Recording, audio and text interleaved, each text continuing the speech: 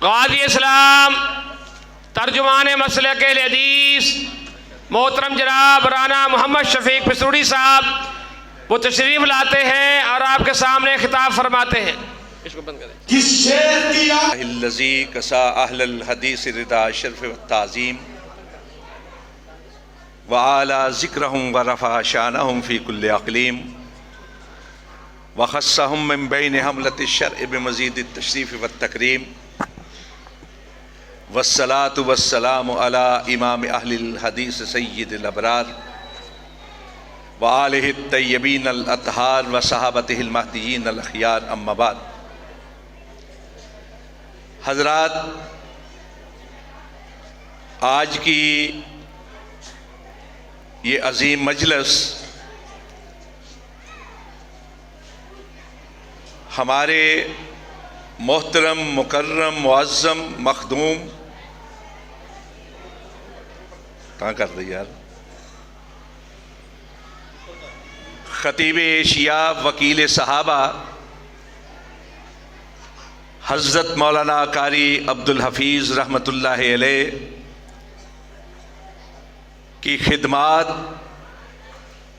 اور ان کی محبت کے تذکرے کے لیے منعقد کی گئی۔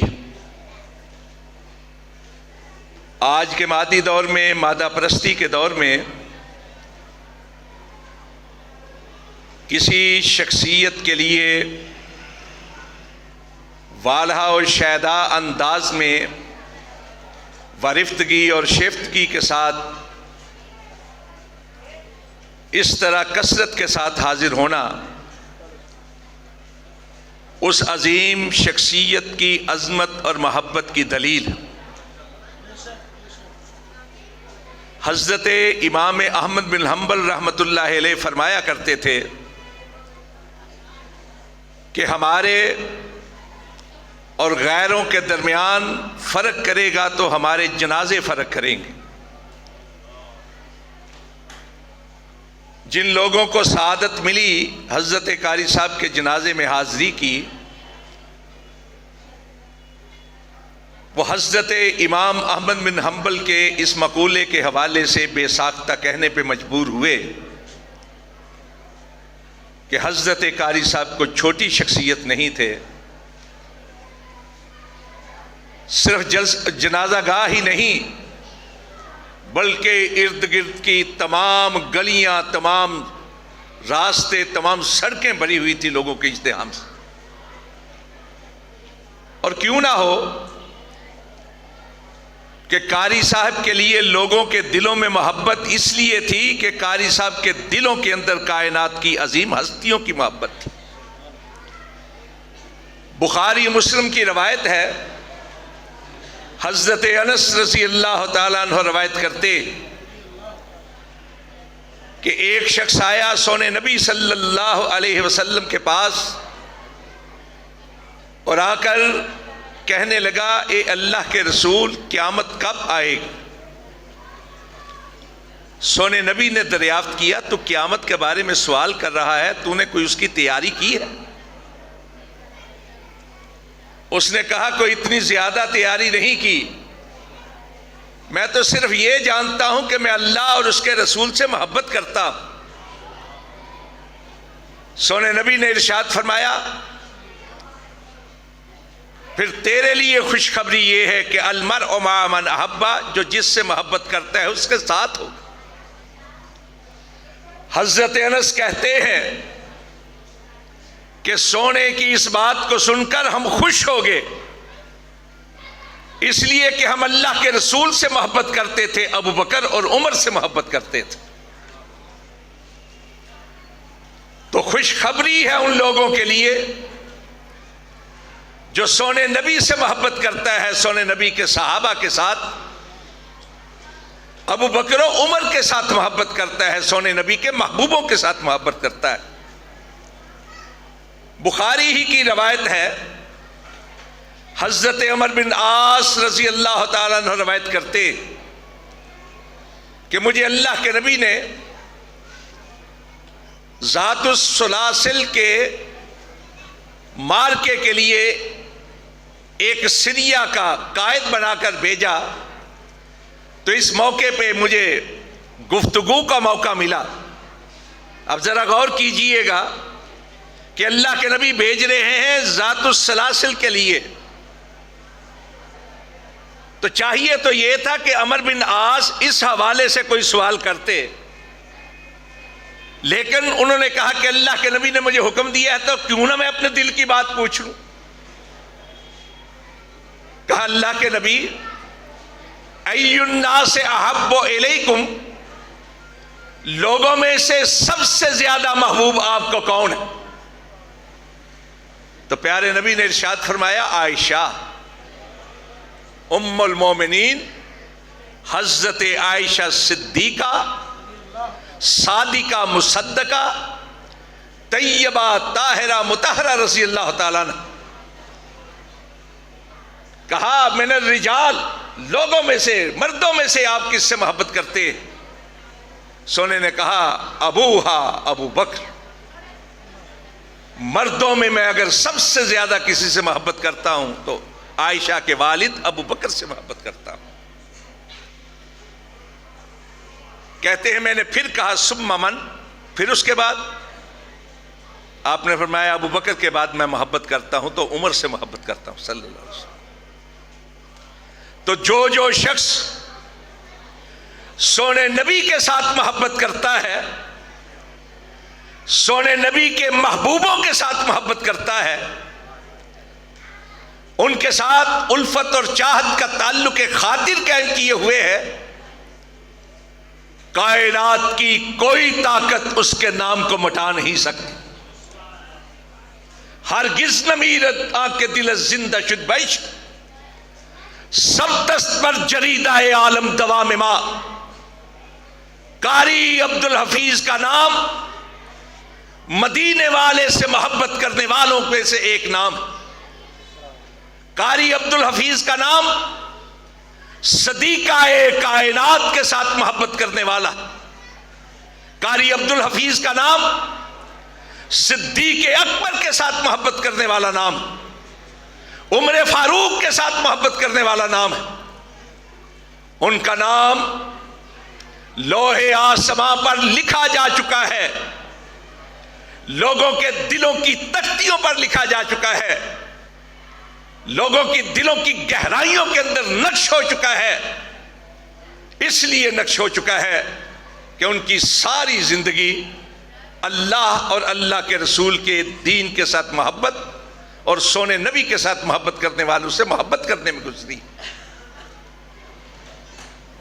بعض لوگوں کے ذہنوں میں یہ سوال پیدا ہوتا ہے اور پھر ایک دوسرے سے پوچھتے ہیں کہ قاری صاحب کی خدمات کے تذکرہ کرنے کے لیے یہ مجلس رکھنے کی کیا ضرورت تھی؟ اور بعض زاہد خوش قسم کے لوگ کہتے ہیں کیا یہ شخصیت پرستی نہیں؟ شخصیت پرستی ہوتی ہے اللہ اور اس کے رسول کو چھوڑ کر ان کی باتوں کو ماننا. اور جن کی ساری زندگی اللہ کے دین کی حفاظت کے لیے گزری ہو، ان لوگوں کا تذکرہ کرنا، ان کا ذکر کرنا، یہ سنت اللہ ہے، اللہ کی سنت. قرآن پاک میں اللہ رب العزت نے کہا وَاذْكُرْ فِي الْكِتَابِ ابراہیم، کبھی کہا وَاذْكُرْ فِي الْكِتَابِ اسماعیل، کبھی کہا وَاذْكُرْ فِي الْكِتَابِ موسیٰ، کبھی کہا وَاذْكُرْ فِي الْكِتَابِ مریم. خاتون کا ذکر بھی کر دیا جو نبی نہیں تھی. اور یہی نہیں، انہم فتیۃ آمنوا بربہم وزدناہم ہدی، ان نوجوانوں کا تذکرہ بھی کر دیا جنہوں نے اللہ کے دین کے لیے ہجرت کی تھی. یہ سنت اللہ ہے، ان لوگوں کا ذکر کرنا جنہوں نے اپنی زندگی دین کے لیے وقف کی تھی. اور ہم اہل حدیث سے بڑھ کر اس بات کو کون سمجھ سکتا ہے کہ ہماری ساری زندگی اسماء و رجال کے علم کے لیے صرف ہو جاتی. ہم تو جانتے ہیں کہ 1,44,000 صحابہ کرام میں سے جن اصحابہ کرام 17,000 صحابہ کرام کا آج تذکرہ کتابوں کے اندر ہے، وہ لوگ تھے جنہوں نے اللہ کے نبی کے علم کو آگے پہنچایا تھا، اور جن کے لیے اللہ کے نبی نے حجۃ الوداع کے موقع پر یہ خوشخبری دی تھی کہ اس شخص کے لیے تر و تازگی ہے جو میرے دین کو، میری حدیث کو آگے پہنچاتا ہے۔ آپ دیکھیے بخاری شریف، آپ دیکھیے صحاح ستہ، آپ دیکھیے حدیث کی دوسری کتابیں، ان کے اندر باقاعدہ کتاب المناقب موجود ہے، کتاب الفضائل موجود، بلکہ امام بخاری جو امیر المومنین فی الحدیث ہیں، سید المحدثین ہیں، انہوں نے تو ایک عجیب کام کیا کہ بخاری شریف کی وہ کتاب جس کا نام انہوں نے کتاب الانبیاء رکھا، اس کتاب کے اندر سونے نبی صلی اللہ علیہ وسلم کا ذکر کیا، اور سونے نبی کے بعد آپ کے صحابہ کرام کا نام لے لے کر ذکر کیا۔ اس لیے یہ سنت اللہ ہے، ان لوگوں کا تذکرہ کرنا، ان کے ذکر سے اپنی محفلوں کو سجانا، اپنی اولاد کو بتانا، اپنے آنے والی نسلوں کو بتانا کہ یہ لوگ تھے، اگر یہ دنیا کے اندر رہ کر ہر چیز کو چھوڑ کر اللہ کا ذکر کیا کرتے تھے، اللہ کے دین کا علم بلند کرتے تھے، اللہ کے رسول کی تعلیمات کو بلند کرتے تھے، اللہ کے رسول سے محبت کا ذکر کرتے تھے، اللہ کے رسول کے محبوبوں کا ذکر کرتے تھے، تو یہ لوگ اگر کر سکتے ہیں تو تمہیں بھی چاہیے کہ اسی انداز میں اللہ، اس کے رسول اور رسول کے محبوبوں کا ذکر کیا کر۔ حضرت قاری عبدالحفیظ فیصل آبادی رحمت اللہ علیہ، میرا ان سے تعلق میرے بچپنے میں قائم ہوا تھا۔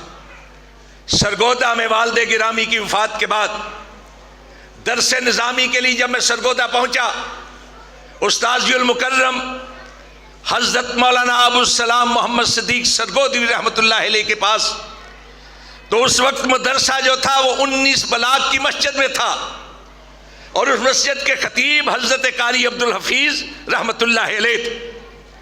ایک نام تھا، ایک مقام تھا، اور اس وقت لوگ کہہ کر، فرمائشیں کر کر کے، درخواستیں کر کر کے مسلک حق کے بارے میں ان کی بات سنا کرتے تھے، جس میں ایک ٹیپ کا فکرہ ہوتا تھا، جدا کلمہ پڑھی دا او دی گل منی دی، جدا کلمہ پڑھی دا او دی گل منی دی۔ لوگ باقاعدہ درخواستیں کرتے تھے، اور میں یہ بات عرض کر دوں، اور مجھے یہ بات کہنے میں کوئی بات محسوس نہیں ہوتا، کسی پر طنز نہیں، یہ ان کے جو صاحبزادگان ہیں ان کے لیے ایک دعوت فکر ہے۔ حضرت قاری عبدالحفیظ فیصل آبادی اپنے انداز کے منفرد خطیب تھے، اور جب وہ آئے عمل بالحدیث کو، جب انہوں نے قبول کیا مسل کے عمل بالحدیث کو، تو جب وہ آئے تو ایک نئی روشنی پھیل گئی ہماری جماعت کے اندر، ایک نیا انداز خطابت آ گیا۔ لوگ آپ کا اعلان سن کر والہانہ انداز میں جایا کرتے تھے، اور آپ کی تقریر سن کے جھوم رہتے تھے۔ حضرت قاری عبدالحفیظ صرف خطیب نہیں تھے، واعظ نہیں تھے، صرف یہ نہیں کہ ان کا انداز بڑا شیریں تھا، صرف یہ نہیں کہ ان کے انداز کے اندر ایک مٹھاس تھی جو کانوں کو بھاتی تھی، جو دلوں کو لبھاتی تھی، بلکہ وہ صاحب مطالعہ بھی تھے، صاحب مطالعہ بھی تھے۔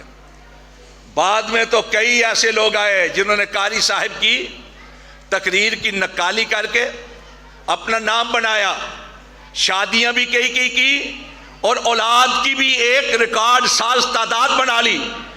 میں سمجھتا ہوں یہ قاری صاحب کی مقبولیت تھی، لیکن میں قاری صاحب کی انفرادیت اس حوالے سے بیان کر رہا ہوں کہ قاری صاحب باقاعدہ تقریر جو کرتے تھے اس کے اندر دلائل ہوتے تھے، نظر آتا تھا کہ قاری صاحب نے مطالعہ کیا ہے، ایک ایک موضوع پر جب بات کرتے صرف اسی کا احاطہ کرتے، اسی کو آگے لے کر چلتے۔ یہی وجہ ہے کہ جو موضوع انہوں نے چنا وہ لوگوں کے لیے ایک حوالہ بن گیا۔ مسلک عمل بالحدیث کے حوالے سے، مسلک اہل حدیث کے حوالے سے، یہ جو ٹیپ کا فکرہ تھا، جدا کلمہ پڑھی دا دی گل منی دی، ایک دور تھا یہ تقریر لوگ تقاضا کر کے سنتے تھے۔ پھر جب انہوں نے اماں عائشہ کے موضوع کو چنا، اماں عائشہ کی فضیلت کو چنا، تو لوگ یہ سمجھنے لگے کہ کہ اس موضوع پر اگر کوئی بول سکتا ہے تو سوائے قاری عبدالحفیظ کے اور کوئی نہیں بول سکتا۔ ان کی شان بن گئی، ان کی پہچان بن گئی۔ لیکن شان صدیق پر آتے تو اور ایک انداز ہوتا، شان فاروق پر آتے تو ایک انداز ہوتا۔ کس کس بات کو آپ یاد کریں گے؟ وقت بیتتا بیت جائے گا، ان کی تقاریر کا علمی احاطہ کرنا دشوار ہے، محال ہے ہم جیسے طالب علموں کے لیے۔ میں ان کے ورثاء سے یہ عرض کرنا چاہتا ہوں، ایک تو ان کے انداز کو اپنائیں، لیکن ان کا جو طریقہ کار تھا وہ یہی تھا کہ وہ جس موضوع پر بات کرتے تھے اس کے لیے باقاعدہ مطالعہ کرتے تھے، باقاعدہ دلائل لے کر آتے تھے، لکھتے تھے۔ ان کے بعض رکعات ہیں، میرے پاس بھی ہیں، ہماری جماعت کے ریکارڈ میں بھی موجود ہیں، اس سے پتہ چلتا ہے کہ ان کے پاس الفاظ کا کتنا ذخیرہ تھا۔ اور الفاظ کا ذخیرہ محض کیسٹوں سے تیاری میں نہیں آتا، الفاظ کے ذخیرے کے لیے کتابیں پڑھنی پڑتی، سمجھنی پڑتی۔ جب میں گیا 19 بلاک میں تو ایک بار بیٹھے ہوئے ہم ابواب الصرف پڑھ رہے تھے، اور جو اساتذہ کرام ہیں، جو طلباء اعظام ہیں، وہ جانتے ہیں ہمارے ہاں مدارس میں ایک محاورہ ہے کہ نحویاں را مغز باش چون شاہاں، صرفیاں را مغز باشد چون سگاں، کہ نحوی جو ہوتے ہیں ان کے دماغ شاہوں کے دماغ ہونے چاہیے، ذہانت اور فنانت سے لبریز، لیکن جو صرفی ہوتے ہیں ان کے دماغ بس کیا کہے سگوں کی طرح ہونی چاہیے، یعنی بار بار تکرار، بار بار تکرار، بار بار تکرار۔ اور کئی لوگ ضرب یضرب ضرباً پہلا باب ہی چھوڑ کے بھاگ جاتے ہیں، کہتے ہیں دماغ خوش ہو گیا، یہ یاد ہی نہیں ہوتا۔ قاری صاحب میرے پاس آئے، کہنے لگے پتہ تو چل گیا تھا کہ کس کا بیٹا ہے، تو مجھے کہنے لگے مجھے سناؤ۔ میں نے سنایا تو مجھے کہتے ہیں بات سنو، یہ ابواب الصرف لوگ سمجھتے ہیں بڑی مشکل ہے، لیکن میں تمہیں ایک آسان حل بتاتا ہوں اس کو یاد کرنے کا۔ میں نے کہا جی بتائیے، اور اگر طلباء یہاں موجود ہیں تو وہ ان کا بتایا ہوا طریقہ میں آگے نقل کر رہا ہوں۔ کہنے لگے یہ جو ہے نا ابواب، ان کے اوپر زبر زیر پیش کا فرق ہے، شروع میں اگر اس فرق کو مد نظر رکھ لو گے نا تو پورا کا پورا باب جو ہے یاد کرنا مشکل نہیں رہے گا۔ چنانچہ میرے ساتھی پیچھے رہ جاتے تھے، میں آگے نکل جاتا تھا ابواب الصرف کے حوالے سے۔ یہ حضرت قاری صاحب کی وہ نصیحت۔ پھر جہاں ان کی گفتگو ہوتی، باقاعدہ اگر میں بھی وہاں کسی جلسے کے اندر، کانفرنس کے اندر شریک ہوں تو میری حوصلہ افزائی کیا کرتے تھے۔ آ جاتے جب میں گفتگو کرتا تو میری گفتگو کے بعد مجھے کہتے جی آپ اب جائیں۔ میں نے کہا جی آپ نے میری تقریر سنی، مجھے بھی استفادے کا موقع۔ کہنے نہیں آپ جائیں۔ تو میں بہرحال سنتا تھا ایک ایک اور وہ پھر اپنی گفتگو کے اندر میری حوصلہ افزائی کرتے تھے، میرے لیے دعائیں کرتے تھے۔ میں سمجھتا ہوں کہ دعاؤں کا نتیجہ بہرحال ہوتا ہے با ادب با نصیب، بے ادب بے نصیب۔ جو ادب کرتے ہیں اللہ ان کے نصیبے کے اندر عزتیں اور رفعتیں عطا کر دیتا ہے، اور بے ادب کتنے ہی بڑے کیوں نہ ہو ان کے پلے کچھ نہیں رہتا۔ حضرت ایک بہت بڑے محدث تھے ہمارے، حضرت شیخ الحدیث مولانا محمد عبداللہ جھال خان آنا والے رحمت اللہ علیہ، وہ تشریف لایا کرتے تھے ہر سال کراچی میں۔ ہم محمدی مسجد بنس روڈ پہ پڑھتے تھے تو امتحانات کے لیے ویسے بھی آ جاتے تھے۔ ایک بار درس بخاری کا درس دیتے ہوئے انہوں نے اپنا ایک واقعہ بیان کیا۔ کہنے لگے جب میں پڑھتا تھا نا تو میں بڑا کند ذہن تھا، میرے ساتھی بڑے بڑے ذہین فتیل، بہت پڑھاکو تھے، آگے تھے، لیکن میں کیا کرتا تھا کہ میں اپنے اساتذہ کی جوتیاں اٹھایا کرتا تھا، میں اپنے بزرگوں کی خدمت کیا کرتا تھا۔ ان کی دعاؤں کا نتیجہ ہے کہ آج میں یہاں بیٹھ کر بخاری شریف کی آخری حدیث پر درس دے رہا ہوں، اور وہ جو ذہین فتیل طلباء تھے پتہ نہیں کہاں ہے۔ اور پھر انہوں نے آخر سے یہ کہا کہ با ادب با نصیب، بے ادب بے نصیب۔ باتیں بہت ہیں، میرا خیال اشارہ کیا جا رہا ہے۔ پھر تشریف رکھو، تسی بیٹھ جاؤ، میں ڈسٹرب ہوں نا جی، میں بیٹھو ایسے تشریف رکھو۔